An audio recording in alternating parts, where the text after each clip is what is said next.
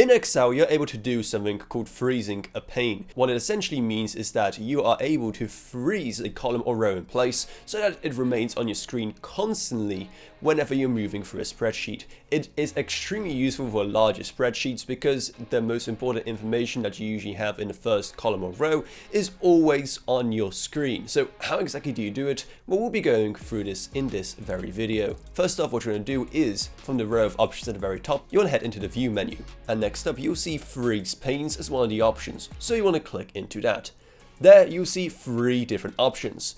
First off, a Freeze Panes. This will freeze everything that you have currently selected. So what you can do is click on the name of a column or row at the very top, or hold Ctrl to select multiple columns or rows, and then use that option to freeze your selection. The other options are Freeze Top Row and Freeze First Column, both of which are rather self-explanatory. As you see, it is going to be applied, and you're going to have that first row, column, or your own selection permanently frozen on your screen, so no matter where you are on the spreadsheet, you always see it. So okay, that is how you set it up. But then what about if you want to remove it and go back to how things are normally?